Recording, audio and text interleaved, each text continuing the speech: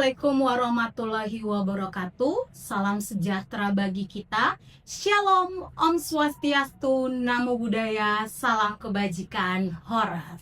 Halo kawan pajak, senang sekali bertemu kembali dalam podcast PP 030, Cerdas, Patuh, Peduli, Kontribusi.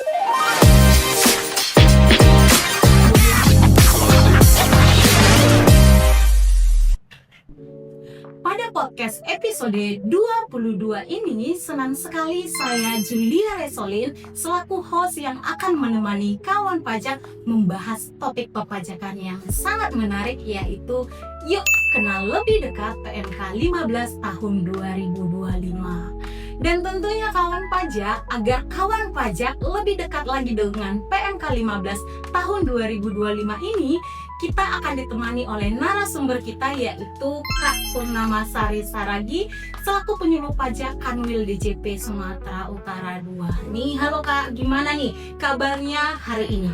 Kabarnya hari ini kawan pajak dalam keadaan sehat dan tentunya bersemangat karena bertemu dengan kawan pajak Kanwil DJP Sumatera Utara 2. Nah, sebelum kita bahas nih Kak, topik PMK 15 tahun 2025 ini, izinkan kami Kanwil DJP Sumatera Utara 2 mengucapkan terima kasih kepada kawan pajak yang telah melaksanakan kewajiban perpajakannya dengan baik dan benar. Dan sebagai pertanyaan pembuka nih Kak, PMK nomor 15 tahun 2025 ini sebenarnya membahas terkait apa Kak? Nah, di PMK 15 tahun 2025 ini itu mengatur terkait pemeriksaan pajak. Jadi di sini nanti dibahas terkait bagaimana prosedur pemeriksaan pajak. Baik, nah sebelum kita bahas lebih jauh nih Kak terkait dengan PMK 15 ini, yaitu yang mengatur terkait dengan pemeriksaan pajak. Sebenarnya apa sih Kak pemeriksaan pajak itu? Nah, kawan pajak, yang dimaksud dengan pemeriksaan pajak itu adalah serangkaian kegiatan yang menghimpun dan mengolah data, baik berupa data maupun keterangan dan alat bukti yang dilaksanakan secara objektif dan profesional. Jadi penekanannya objektif dan profesional berdasarkan standar pemeriksaan. Nah, di sini kewajiban ataupun kepatuhan pemenuhan kewajiban perpajakan wajib pajak itu dilakukan pengujian sesuai dengan ketentuan peraturan perundang-undangan di bidang perpajakan. Baik, jadi yang diatur dalam PMK 15 tahun 2025 ini adalah prosedur ataupun ketentuan proses pemeriksaan pajak ya Kak. Nah, terus muncul nih Kak, pasti muncul pertanyaan wajib pajak. Kenapa sih wajib pajak itu harus dilakukan pemeriksaan pajak Kak? Pemeriksaan pajak itu merupakan kewenangan dari Direktur Jenderal Pajak ataupun DJP. Dalam hal ini secara tujuan itu ada dua jenis pemeriksaan pajak berdasarkan tujuannya. Yang pertama, pemeriksaan yang bertujuan untuk menguji kepatuhan pemenuhan kewajiban perpajakan wajib pajak. Nah, dari segi tujuan untuk menguji pemenuhan kewajiban perpajakan, di sini pemeriksaan itu terbagi menjadi 3 tipe. Nah, yang pertama adalah pemeriksaan lengkap. Nah, untuk pemeriksaan lengkap, jangka waktunya itu adalah paling lama 5 bulan. Kemudian yang kedua, pemeriksaan terfokus. Jangka waktu untuk pemeriksaan ini paling lama 3 bulan. Nah, kemudian yang ketiga yaitu pemeriksaan spesifik dengan jangka waktu itu paling lama 1 bulan. Jadi paling cepat itu adalah pemeriksaan spesifik. Nah, penghitungan jangka waktu pemeriksaan itu dihitung sejak surat pemberitahuan pemeriksaan disampaikan kepada wajib pajak sampai dengan tanggal surat pemberitahuan pemeriksaan disampaikan kepada wajib pajak. Nah, jadi yang kedua tadi kan ada pemeriksaan untuk menguji kepatuhan. Nah, pemeriksaan yang kedua itu adalah pemeriksaan untuk tujuan lain. Nah, di sini pemeriksaan untuk tujuan lain itu dilakukan dalam rangka melaksanakan ketentuan peraturan perundang-undangan di bidang perpajakan. Pemeriksaan di sini berupa penentuan ataupun pencocokan kebutuhan pemeriksaan berdasarkan ketentuan peraturan perundang-undangan ataupun mengumpul materi yang berkenaan dengan tujuan pemeriksaan. Baik, berarti berdasarkan tujuannya ada dua tujuan pemeriksaan, yaitu untuk menguji kepatuhan pemenuhan kewajiban perpajakan, dan yang kedua yaitu untuk pemeriksaan tujuan lain yang akan kita bahas lebih detail nih kawan pajak. Nah, untuk yang pertama nih Kak, untuk pemeriksaan untuk menguji kepatuhan pemenuhan kewajiban perpajakan wajib pajak itu gambarannya seperti apa sih Kak? Pemeriksaan itu dilakukan dalam hal wajib pajak mengajukan yang namanya, yang pertama itu adalah wajib pajak mengajukan permohonan pengembalian kelebihan pembayaran pajak sebagaimana diatur dalam pasal 17B Undang-Undang KUP. Kemudian yang kedua, dalam hal wajib pajak menyampaikan surat pemberitahuan yang menyatakan lebih bayar. Jadi SPT wajib pajak di sini lebih bayar. Nah, selain yang mengajukan permohonan pengembalian kelebihan pembayaran pajak sebagaimana dimaksud dalam pasal 17B. Kemudian yang ketiga itu adalah wajib pajak menyampaikan surat pemberitahuan yang menyatakan rugi. Kemudian yang keempat, wajib pajak telah diberikan pengembalian pendahuluan kelebihan pembayaran pajak. Yang kelima, wajib pajak melakukan perubahan tahun buku. Yang keenam, wajib pajak melakukan perubahan metode pembukuan. Kemudian yang ketujuh, wajib pajak melakukan penilaian kembali aktiva tetap. Jadi dalam hal terjadi permohonan revaluasi penilaian kembali aktiva tetap, maka wajib pajak di sini akan dilakukan pemeriksaan untuk menguji pemenuhan kepatuhan kewajiban perpajakan wajib pajak. Dan yang terakhir itu adalah dalam hal wajib pajak melakukan penggabungan, peleburan ataupun pemekaran, likuidasi, pembubaran ataupun wajib pajak akan meninggalkan negara kita Indonesia untuk selama-lamanya. Itu dia gambaran untuk pemeriksaan menguji kepatuhan pemenuhan kewajiban perpajakan. Nah, yang kedua Kak, saat kapan wajib pajak dilakukan pemeriksaan tujuan lain Kak? Nah, untuk pemeriksaan tujuan lain ya, dalam hal melaksanakan ketentuan peraturan perundang-undangan perpajakan, itu pemeriksaan tujuan lain ini dilakukan ketika ataupun dalam hal wajib pajak. Yang pertama, wajib pajak melakukan yang namanya pemberian NPWP secara jabatan. Jadi apabila Direktorat Jenderal Pajak melakukan pemberian NPWP kepada wajib pajak secara jabatan, maka dilakukanlah pemeriksaan. Kemudian yang kedua, dalam hal penghapusan NPWP. Jadi misalnya wajib pajak tadi meninggalkan negara kita ataupun wajib pajak meninggal dunia, maka dilakukan penghapusan NPWP. Atau terjadi misalnya pembubaran badan usaha, maka dilakukan pemeriksaan untuk penghapusan NPWP. Kemudian yang ketiga, dalam hal pengukuhan atau pencabutan pengusaha kena pajak. Yang keempat itu dalam hal pemberian objek pajak PBB secara jabatan. Kemudian yang kelima, pencabutan surat keterangan terdaftar objek pajak. Kemudian yang keenam, penyelesaian keberatan. Ketujuh, penentuan wajib pajak berlokasi di daerah terpencil. Kedelapan, dalam hal dilakukan penyelesaian penagihan pajak. Kesembilan, dalam hal penentuan saat mulai beroperasi atau berproduksi komersial sehubungan dengan pemberian fasilitas perpajakan. Jadi kalau misalnya nih biasanya untuk kawasan ekonomi ya, kawasan ekonomi khusus, maka dalam hal menentukan saat mulai beroperasi ataupun saat mulai berproduksi komersial, maka wajib pajak di sini dilakukan pemeriksaan.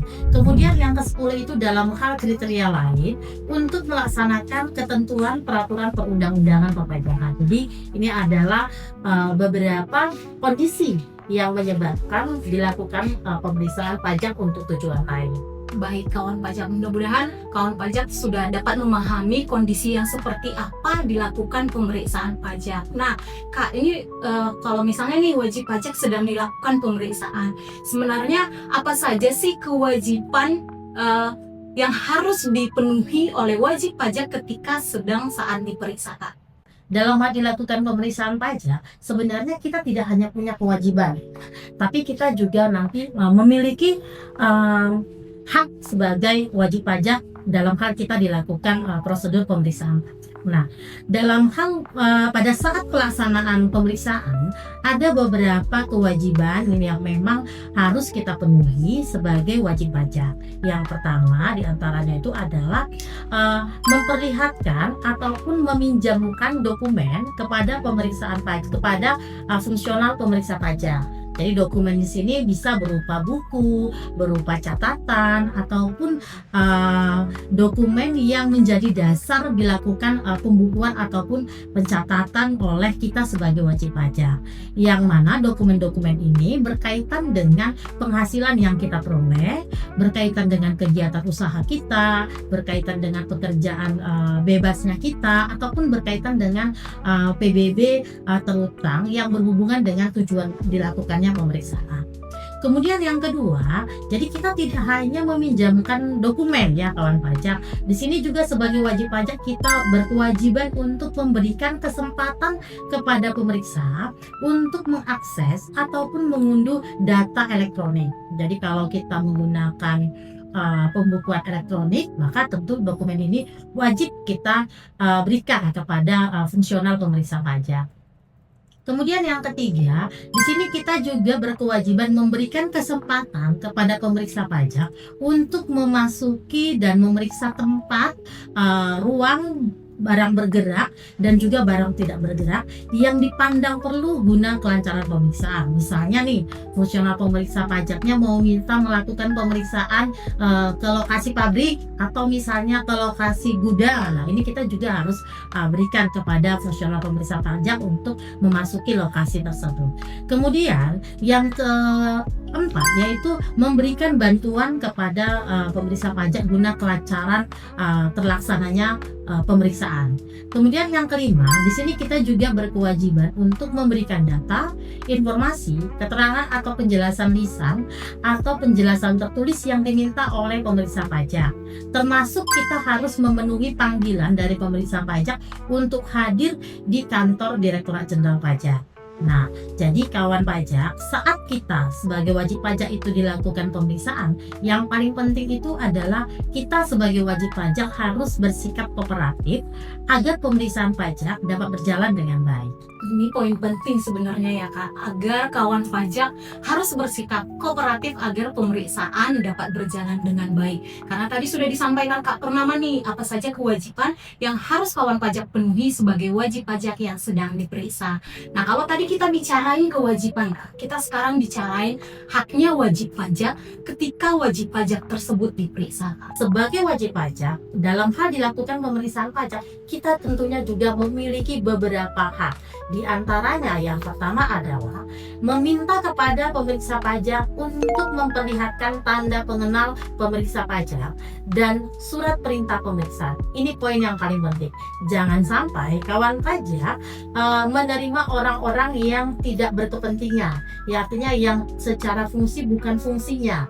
Jadi kawan pajak wajib, ini sebenarnya hak tapi juga merupakan kewajiban agar terhindar dari modus penipuan yang saat ini juga sedang marak nih kawan pajak. Jadi mintalah kepada pemeriksa pajak untuk memperlihatkan tanda pengenal pemeriksa pajak dan meminta surat perintah pemeriksaan. Kemudian yang kedua, meminta kepada pemeriksa pajak untuk menyampaikan surat pemberitahuan pemeriksaan. Jadi kawan pajak harus menerima surat pemberitahuan pemeriksaan pajak terlebih dahulu, baru dilakukan pemeriksaan. Kemudian yang ketiga, meminta kepada pemeriksa pajak untuk memperlihatkan surat yang berisi perubahan tim pemeriksa pajak apabila terjadi perubahan susunan tim pemeriksa pajak karena mutasi mungkin ya, atau karena sesuatu hal. Jadi bisa saja tim pemeriksa pajaknya itu mengalami perubahan. Jadi kalau terjadi perubahan, mintalah surat yang berisi perubahan tim pemeriksa pajaknya. Kemudian yang keempat, meminta kepada pemeriksa pajak untuk memberikan penjelasan tentang alasan dan tujuan pemeriksaan pajak yang dilakukan. Yang kelima, melakukan pengungkapan ketidakbenaran pengisian surat pemberitahuan sebagaimana diatur dalam pasal 8 ayat 4 Undang-Undang Ketentuan Umum dan Tata Cara Perpajakan. Jadi kita bisa melakukan yang namanya pengungkapan ketidakbenaran.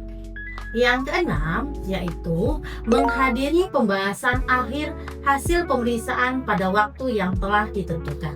Jadi wajib pajak nantinya akan diundang untuk menghadiri pembahasan akhir hasil pemeriksaan. Sebaiknya wajib pajak datang pada saat diundang. Kenapa? Agar nanti pada saat kawan pajak hadir, kawan pajak tahu apa hasil dari pemeriksaan yang telah berjalan.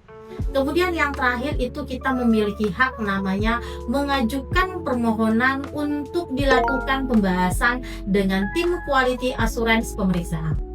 Nah, demikian diskusi kita dalam podcast episode 22 ini terkait dengan pemeriksaan pajak sesuai dengan PMK 15 tahun 2025. Mudah-mudahan dapat diterima baik oleh kawan pajak informasi yang kami sampaikan.